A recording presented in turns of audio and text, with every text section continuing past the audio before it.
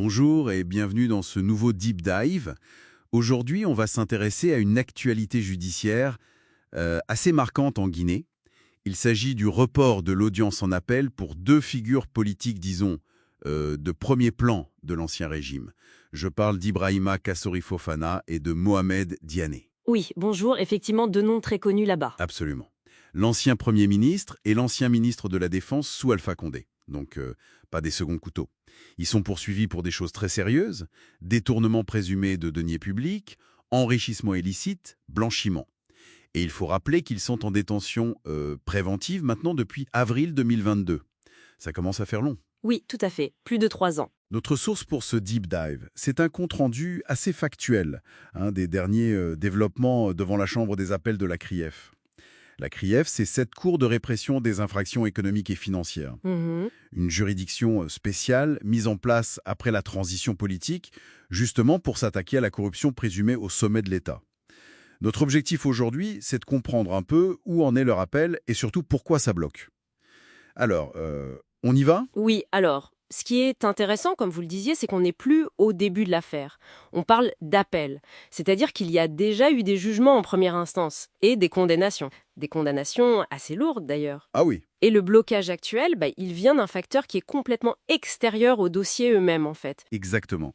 Et c'est ça qui est assez surprenant.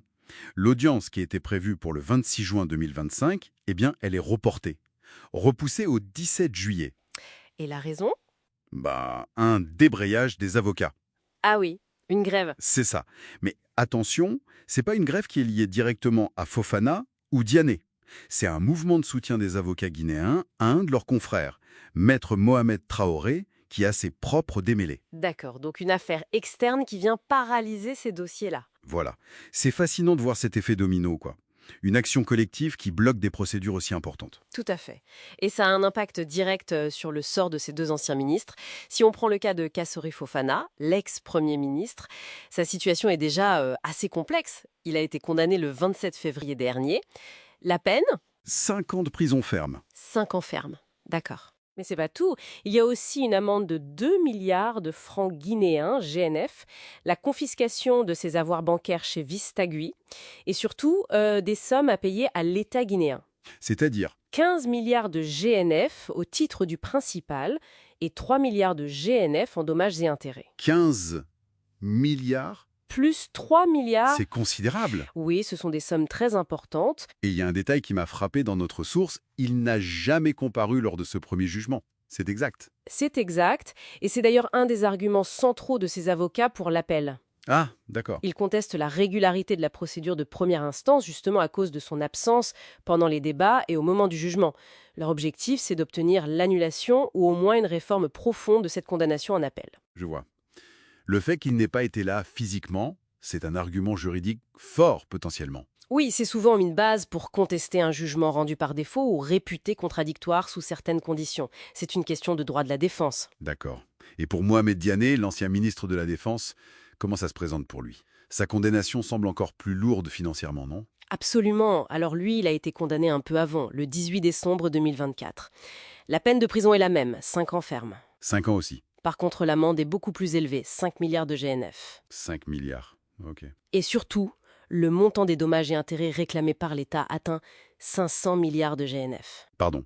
500 milliards. C'est astronomique. Ça fait combien en euros à peu près ? Au taux actuel, on est autour de 50 millions d'euros. C'est effectivement colossal. Waouh ! Et bien sûr, comme pour Fofana, confiscation de ses biens immobiliers identifiés et de ses avoirs bancaires. Son objectif en appel est très clair, il demande l'annulation pure et simple de la condamnation. 500 milliards, ces chiffres donnent vraiment le vertige. Est-ce que ça reflète l'ampleur réelle des faits reprochés ou est-ce qu'il y a aussi une dimension un peu, disons, symbolique, surtout dans ce contexte de lutte anticorruption affiché ? C'est une très bonne question. On n'a pas tous les détails précis des détournements reprochés à ce stade.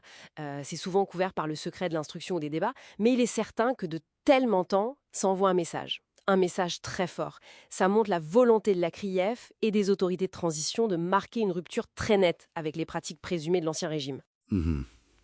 Après, la question de la proportionnalité de ces sommes et surtout de la capacité réelle de l'État à les recouvrir un jour, ça se posera forcément. Bien sûr. Bon, alors, si on essaye de résumer un peu tout ça, on a deux personnalités majeures de l'ancien régime guinéen, déjà condamnées lourdement en première instance pour des infractions financières présumées, et leur procès en appel est retardé, pas à cause de la complexité de leur dossier, mais à cause d'une grève d'avocats sur une autre affaire. Exactement. Et pendant ce temps, ils restent en prison, ça fait plus de 3 ans maintenant. Qu'est-ce que tout ça nous dit, au fond? Mais au-delà du juridique pur, ces affaires, elles sont vraiment emblématiques de plusieurs gros enjeux en Guinée actuellement. D'abord, la fameuse question de la reddition des comptes, après un changement de régime. Comment on juge les anciens dirigeants? Est-ce que c'est équitable, efficace? Oui, c'est un défi classique dans ces situations. Ensuite, ça interroge sur le fonctionnement même de ces institutions spéciales comme la CRIEF, créée pour ça, pour ces dossiers sensibles. Et ce report, à cause d'un facteur externe, ça montre aussi peut-être une certaine fragilité, ou en tout cas l'interconnexion très forte de tous les acteurs du système judiciaire. Une grève pour une affaire X peut bloquer des dizaines d'autres affaires, y compris les plus médiatisées. C'est une perspective intéressante. Ça montre que la justice, même spécialisée, elle fonctionne pas en vase clos, quoi. Précisément, et ça nous amène peut-être à une réflexion un peu plus large pour finir. Quelle que soit l'issue de ces appels, quand ils auront enfin lieu, que ce soit confirmation, annulation ou modification des peines, comment est-ce que ces décisions vont influencer la perception de la justice en Guinée? Hmm, Quel impact sur la confiance des citoyens dans la lutte contre la corruption, surtout dans ce contexte de transition politique qui dure? c'est vrai. C'est vraiment la question clé à garder à l'esprit en suivant l'évolution de ces dossiers dans les prochains mois.